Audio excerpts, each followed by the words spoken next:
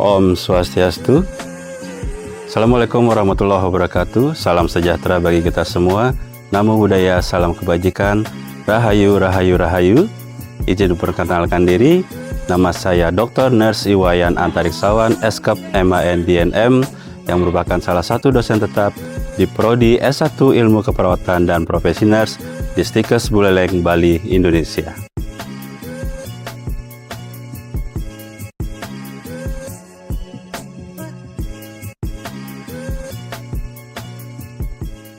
Pada kesempatan yang berbahagia ini, izinkan saya menyampaikan informasi terkait dengan mata kuliah yang saya ampu pada konsentrasi dan cabang ilmu keperawatan, serta manajemen operasional keperawatan dan layanan keperawatan klinis sebagai kepakaran saya, yakni materi atau mata kuliah manajemen keperawatan.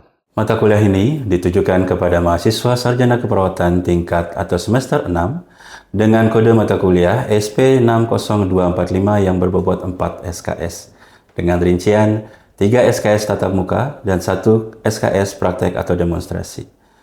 Mata kuliah manajemen keperawatan dilaksanakan dengan 16 kali pertemuan dengan 14 kali pertemuan tatap muka dan praktik serta 2 pertemuan UTS dan UAS.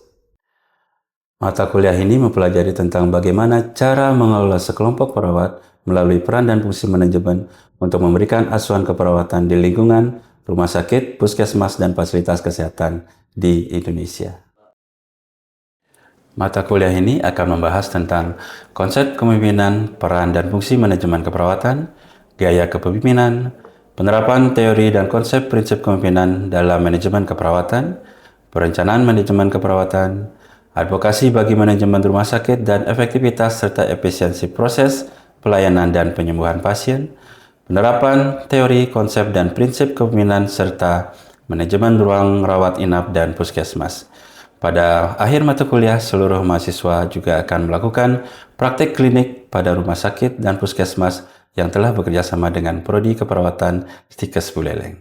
Adapun capaian pembelajaran lulusan atau CPL pada mata kuliah manajemen keperawatan antara lain CPL 1, CPL 2, CPL 5, CPL 6, dan CPL 9. Yang telah tertuang dalam rencana pembelajaran semester atau RPS mata kuliah manajemen keperawatan dan telah divalidasi oleh Kaprodi, Gugus Penjamin Mutu Prodi dan juga Wakil Ketua 1 Bagian Administrasi dan juga Kurikulum. Sementara itu, capaian pembelajaran mata kuliah atau CPMK Manajemen Keperawatan yang sudah disahkan oleh Prodi antara lain CPMK 1, mahasiswa mampu membedakan bagaimana atau berbagai teori tipe kepemimpinan, peran, dan fungsi manajemen keperawatan dalam pengelolaan dan manajemen asuhan keperawatan. CPMK 2, mahasiswa mampu menyusun perencanaan manajemen keperawatan di suatu unit ruang rawat sesuai dengan tahapan penyusunan perencanaan dan standar akreditasi pelayanan. CPMK 3, mahasiswa mampu menerapkan kegiatan, fungsi, dan perorganisasian yang sesuai dengan prinsip pengorganisasian keperawatan. CPMK 4, mahasiswa mampu merencanakan ketenagaan keperawatan sederhana yang sesuai dengan kebutuhan ruang rawat di rumah sakit. CPMK 5, mahasiswa mampu mensimulasikan kegiatan manajer di ruang dan juga fungsi pengawasan serta supervisi. Mahasiswa mampu menyusun upaya pengendalian mutu asuhan dan pelayanan keperawatan. CPMK 7, mahasiswa mampu merencanakan penyelesaian konflik dan juga pelaksanaan asuhan pelayanan keperawatan di ruang rawat inap. Dan terakhir CPMK 8, mahasiswa mampu memainkan peran dalam proses konferensi dan juga timbang terima sesuai dengan konsep manajemen keperawatan. Dalam pembelajaran mata kuliah manajemen keperawatan, kami selaku tim dosen dan senantiasa berpegang teguh pada 3 komponen utama dalam proses pembelajaran antara lain delivery, interaction, dan juga assessment atau DAA.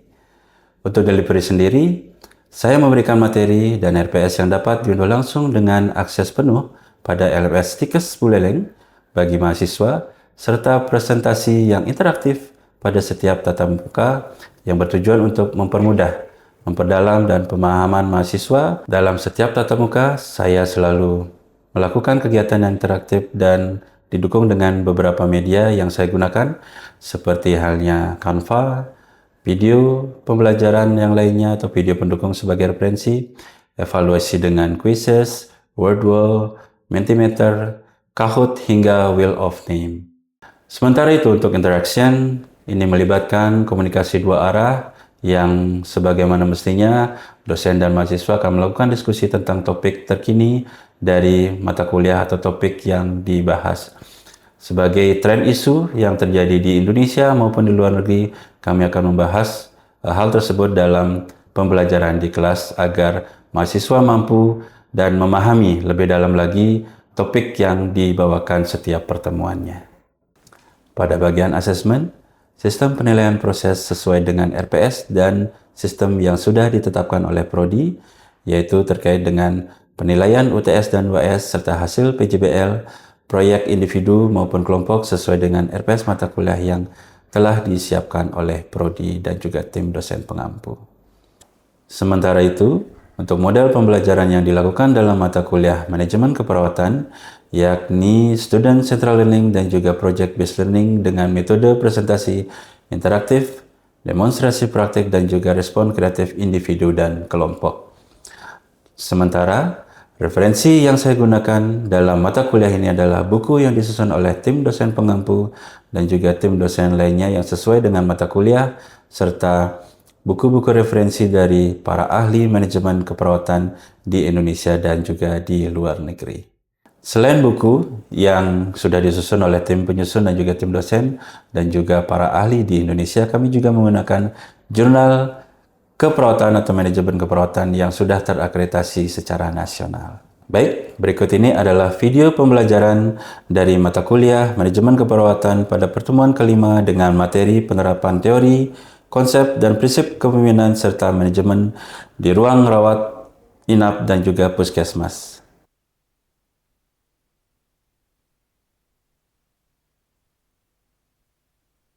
Halo semuanya, selamat pagi.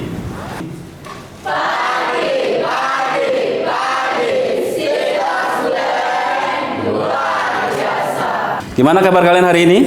Baik. Oke, kali ini 6 April 2026 kita akan belajar dan pertemuan kelima dari manajemen keperawatan terkait dengan manajemen layanan di puskesmas. Oke, ada yang nggak hadir hari ini? Ada yang nggak hadir? Lengkap? Oke, baik. Sambil kalian mengisi absensi manual. Oke, baik. Sepertinya sudah ready kita di manajemen keperawatan hari ini. Ya, seperti yang sudah saya bilang untuk tanggalnya di pertemuan kelima hari ini, teman-teman. Kira-kira kalau teman-teman melihat atau mengetahui terkait dengan manajemen ruang rawat inap dan puskesmas, apa yang terpikirkan di benak kalian? Ada yang sempat rawat inap di sini, teman-teman? Ada yang pernah dirawat di rumah sakit? Ada? Coba angkat tangan siapa? Sakitnya apa? Sakit hati? Enggak. Sakit asam lambung. Ini usus buntu. Oke. Usus buntu berarti nggak ada jalan masuknya ya, teman-teman ya. Oke. Kalau yang di puskesmas, apa aja yang kalian tahu dari puskesmas? Atau mungkin rumahnya dekat puskesmas? Atau bapak ibunya bertugas di puskesmas? Ayo, ada? Ada mungkin? Ada yang bapak ibunya nakes di sini dan kerja di puskesmas? Ada? Tidak ada. Oke. Jadi pas banget kita akan bahas terkait dengan penerapan teori konsep, prinsip kepemimpinan serta manajemen di ruang rawat inap dan puskesmas. Kira-kira ada 20 slide pada pertemuan kali ini, mungkin akan menyita waktu 1 sampai 2 jam ke depan. Oke. Sebelum itu ada pertanyaan? Tidak? Oke, tadi sudah absen manual. Mungkin di sini bisa sambil absen, teman-teman bisa men-scan absennya, ya. Jadi silakan bisa ngabsen secara digital. Ada apa aja? Jadi kita ke tujuan dulu, teman-teman. Untuk tujuan pembelajaran pada materi minggu kelima ini, pertemuan kelima, diharapkan mahasiswa mampu menjelaskan penerapan teori, konsep dan prinsip kepemimpinan serta manajemen ruang merawat inap dan juga puskesmas. Selanjutnya, pokok bahasan. Nah, untuk materi kali ini kita akan membahas terkait dengan konsep dasar manajemen ruang rawat, konsep MAKP, model asuhan keperawatan profesional, teori-teori MAKP dan manajemen keperawatan di puskesmas. Sebelumnya ada pertanyaan dulu? Udah pernah mendengar tentang teori-teori ini? Belum? Belum. Oke. Next. Oke, untuk latar belakang sendiri, ya. Jadi untuk perawat, ya, kesehatan adalah tenaga kesehatan yang berinteraksi dengan pasien 40-70%. Teman-teman nanti ketika sudah praktek ataupun kemarin sudah praktek, pasti merasakan bagaimana teman-teman interaksi dengan pasien. Ya, baik itu di anak, manajemen, di ICU, HCU. Ya, yang kemarin ada sempat dirawat di rumah sakit di bangsal mana? Yang tadi, yang khusus buntu di ruang operasi. Di ruang operasi dan juga ruang internal. Otomatis nanti teman-teman ketika sudah selesai di manajemen ini atau semester ini teman-teman akan praktek atau PK, pasti nanti mengarah kepada KMB, ya, medical bedah atau perawatan dewasa kalau di materi kita. Jadi teman-teman mungkin nanti akan ketemu kasusnya seperti temannya ini, ada yang khusus buntu, ada yang operasi bedah, ada yang operasi apapun itu, tumorkah dan sebagainya, atau mungkin kecelakaan. Banyak sekali kasus-kasus kecelakaan nanti yang mungkin teman-teman akan ketahui atau ketemui di ICU. ICU di UGD juga, nanti akan di UGD ya. Biasanya akan satu paket, UGD, KMB dan komunitas. Teman-teman nanti langsung ke komunitas. Ya, seperti kakak tingkatnya sekarang. Ya, oke. Lanjut. Ya.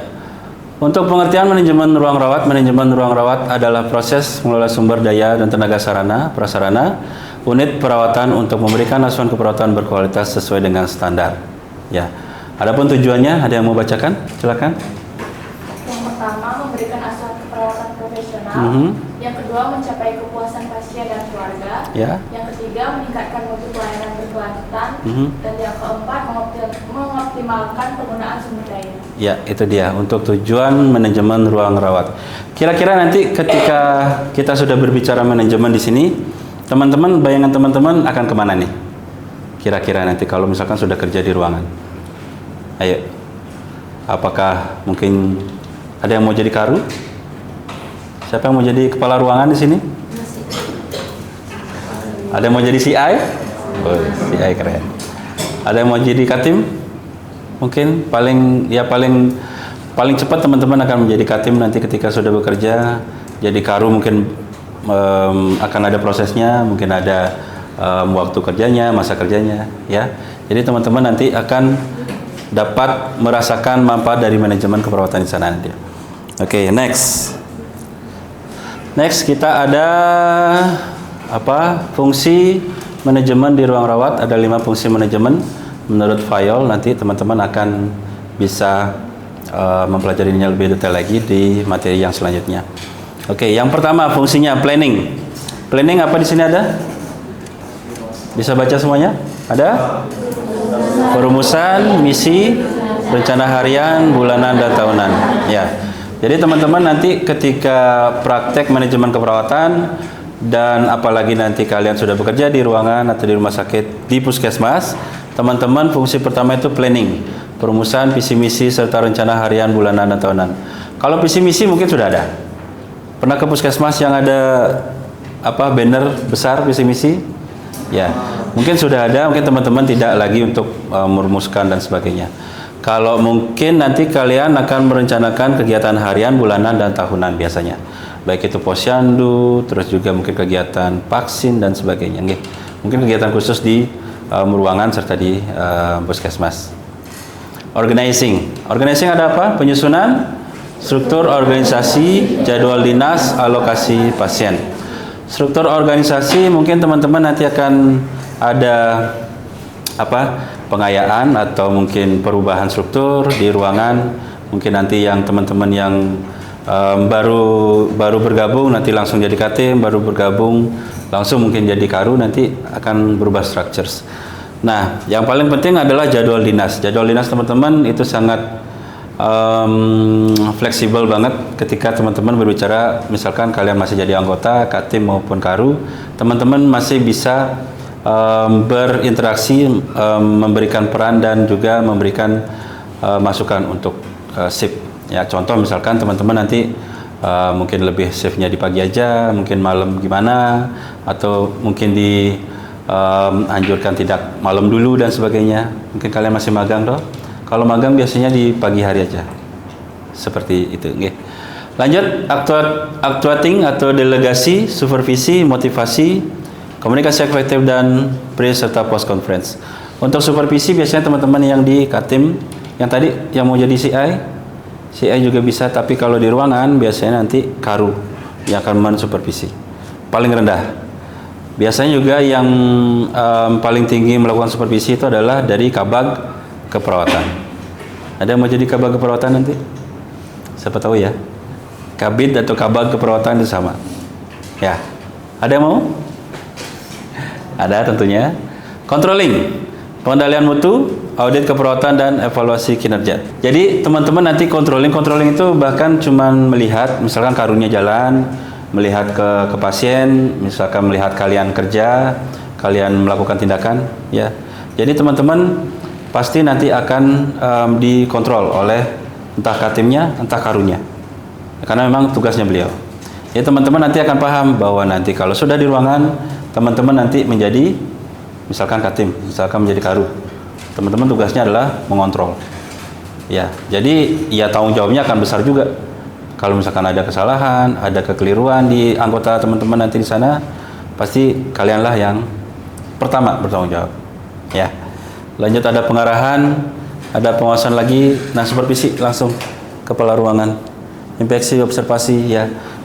Biasanya teman-teman yang karu itu ada dari ruangannya, dia kan punya ruangan kecil itu sendiri. Bisa dari ruangannya mengobserve, bisa langsung nanti terjun misalkan pas kalian sharing, pas kalian timbang terima, nanti si karu sendiri yang akan ikut nimbrung untuk mensupervisi kalian. Nah, ini terkait dengan konsep MAKP. MAKP apa, teman-teman? Ya, jadi tanpa kalian sadari, teman-teman ketika melakukan praktik di rumah sakit, terus juga tindakan-tindakannya, terus juga jaganya, itu sudah sesuai dengan ini. Jadi di rumah sakit sudah menerapkan model asuhan keperawatan profesional. Ya, dimana tujuannya nanti untuk meningkatkan mutu kualitas asuhan keperawatan, membuat pelayanan lebih terstruktur. Jadi teman-teman nanti karena memang MAKP ini ditujukan untuk profesionalitas, jadi teman-teman itu tadi ya, jadi dari karu, jadi mungkin wakaru, katim, ada PP, PA dan sebagainya. Ada timnya lagi. Satu ruangan kira-kira teman-teman nih, satu ruangan inap kira-kira ada berapa tim? Baiknya. Pasiennya 30. Perawatnya ada berapa kira-kira? Ada yang pernah membaca nggak teorinya seperti apa? Cukup cuma berlima? Cukup? Enggak. Biasanya berlima berapa aja? Satu tim ya. Biasanya satu tim berlima atau berenam, bisa 2 sampai 3 tim atau bahkan 4 ya di satu ruangan. Tergantung pada shift masing-masing, teman-teman. Ya. Lanjut. Nah, untuk pilar-pilar MAKP ada pendekatan manajemen, sistem penghargaan, hubungan profesional dan manajemen asuhan keperawatan. Oke, nanti bisa kita dalami lebih banyak lagi. Ya. Pertimbangan untuk memilih, kenapa memilih MAKP? Sesuai dengan visi misi institusi juga, kesehatan dapat diterapkan proses keperawatan efisien dan efektif dan lain sebagainya. Jenis dan model. Ya, MAKP ada satu fungsional, ya.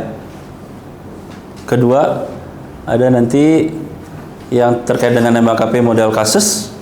Teman-teman nanti akan diberikan, nah ini rasionya 1 pasien 1 case. Biasanya itu ada di ruang intensif. Ya, jadi satu pasien dihandle oleh 1 perawat. Which is kalau misalkan ada 10 di ICU, teman-teman, berarti yang 1 kali jaga harus ada 10 juga. Kalau kita menerapkan ini by case. Nah, biasanya di sini yang umum dilakukan itu adalah 1:2 kalau di rawat yang intensif. Kalau di ranap berapa? Biasanya 1:4 sampai 6 sesuai dengan standarnya. 6 sampai 7 perawat, 2 sampai 3 tim, teman-teman. Ya. Nanti ketika kalian praktek di rumah sakit, teman-teman akan membedah, menganalisa ruangannya seperti apa. Apakah sesuai dengan MKP, timnya sesuai tidak, anggotanya sesuai enggak. Contoh seperti tadi, ada 10 pasien di ruangan kalian, berarti teman-teman butuh berapa perawat? Kalau dikalikan ini tadi 1:1 kan 10. Kalau 1:3 berarti kalian butuh 30. Dibagi menjadi 2 sampai 3 tim. Ya. 2 sampai 3 tim, satu tim ada perawat apa? Perawat profesionalnya, PP-nya perawat primer. Yang kedua ada perawat associate. Jadi perawat associate itu bukan asisten perawat ya, teman-teman. Jadi teman-teman sendiri yang standar Indonesia itu sekarang adalah escap nurse. Teman-teman nanti mungkin di perawat primernya ditempatkan atau di perawat associate-nya. Kita ada struktur. Nah ini tadi sederhana banget. Cuman 2 tim. Ini contohnya adalah 2 tim. Jadi satu kepala ruangan, mungkin ada kebijakan ada wakarunya, itu sesuai dengan rumah sakitnya masing-masing. Nah ini ada ketua tim 1, ada perawat pelaksana, perawat primer, dan juga pasien. Perawat pelaksana itu PP, bukan PA. Ya jadi perawat associate. Nah untuk primernya nanti adalah perawat yang katim biasanya. Ya nanti teman-teman akan nanti kita coba ke lab ya. Kita cobakan role play teman-teman menjadi karunya, wakaru, katimnya sama perawat associate. Oke, nanti kita akan lanjut ke lab. Next, selanjutnya ini ada tanggung jawab masing-masing, dari ada tanggung jawab ketua tim, anggota tim seperti apa. Jadi teman-teman nanti akan melaksanakan kegiatan-kegiatan yang memang bertanggung jawab untuk di asuhan keperawatan sendiri. Oke, nah ini MKP primer. Jadi nanti bisa kita ini lumayan ini paling atas kita gunakan, soalnya ada untuk perawat pasien 14 sama 15. Biasanya ini di kritis, ruang-ruang kritis. Oke. Ruang kritis bukan UGD ya, UGD juga termasuk hal yang bisa asosiasinya adalah di perbandingan. Cuman untuk perbandingan ini kembali lagi ke kemampuan rumah sakit. Nah ini di ruang perawat nanti ada teman-teman ada handover, ada nanti post conference, pre conference, discharge planning, dan ronde keperawatan serta supervisi. Teman-teman nanti ketika belajar manajemen, teman-teman akan mensimulasikan ini operan, pre dan post serta discharge planning, ronde keperawatan dan supervisi. Untuk supervisi biasanya yang dari Karu dan juga Kabag. Untuk ronde keperawatan nanti teman-teman yang melakukan. Ronde keperawatan di sana bukan tinju ya teman-teman, bukan kelahi, cuman teman-teman nanti dikumpulin. Misalkan ada pasien yang notabene 3 atau sampai semingguan masih di sana belum sembuh-sembuh, nanti teman-teman akan bahas di sana, itu yang namanya ronde keperawatan. Cuman di sana nanti teman-teman akan mengundang dokter, mengundang ahli gizi, mengundang apoteker yang punya rumah sakit, spesialis sama kabag keperawatannya. Nanti teman-teman akan coba simulasi. Nah, ke puskesmas, kita menyinggung ke puskesmas dulu. Dari komponen manajemen di puskesmas, teman-teman nanti untuk ada perencanaan, ada organisasi juga hampir sama. Bayangannya adalah puskesmas itu adalah mini hospitalnya. Jadi ada benar-benar di press di sana.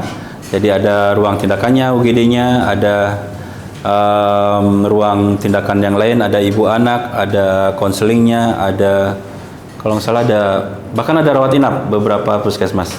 Oke, bisa manajemen konflik, teman-teman harus pintar juga memanage konfliknya. Ya, jadi teman-teman nanti belajar memanage bagaimana konflik manajemen dan juga yang lainnya sebagai leaders. Nah, kesimpulannya nanti manajemen ruang rawat adalah proses pengelola sumber daya untuk memberikan asuhan keperawatan. MKP merupakan strategi meningkatkan mutu asuhan keperawatan melalui modal pimpinan dan lain sebagainya. Oke, ada pertanyaan teman-teman? Mungkin itu yang terakhir. Kira-kira ada pertanyaan tentang MKP? Masih bingung? Bingung banget mungkin karena baru pertama kali teman-teman dengar. Nanti kita akan cobakan simulasi. Nah, selanjutnya ada kuis teman-teman. Silakan nanti Scan terus bisa isi kuisnya karena nggak ada pertanyaan toh. Jadi kita kuis langsung. Oke, baik teman-teman, karena sudah mengisi kuisnya hari ini, pertemuan bisa kita akhiri. Minggu depan kita akan lanjut dengan praktikum di lab. Ingat membawa jas lab kalian. Oke? Baik teman-teman. Kita cukupkan dengan ucapan selamat pagi semuanya. Pagi. Luar biasa. Oke, baik teman-teman, seperti perjanjian kita yang minggu sebelumnya, jadi teman-teman akan praktek simulasi. Menyimulasikan untuk teman-teman nanti di ruangan menjadi karu, menjadi katim, perawat pelaksana, dan perawat primer. Ya, jadi sudah dibentuk ya grupnya tadi? Sudah? Grup siapa dulu yang pertama? 5 orang atau sampai 7 orang? Silakan. Yang kelompok 1? Shift pagi. Kalian ada yang shift apa? Yang tim 2 itu ada shift siangnya. Jadi dari shift pagi atau ke tim pagi nanti serahkan ke shift siang. Ya. Jadi pas tukar jaga, tukar shift, kalian nyerahin pasien. Berapa ada pasien, gimana kondisi pasien, berapa ada yang baru, berapa yang pulang, itu dilaporin. Ya. Gitu ya kira-kira. Oke, ini duduk aja. Saya menjelaskan gimana adanya, cuman nanti ketika syuting itu nanti teman-teman cuman mungkin duduk dan pura-pura untuk handover aja.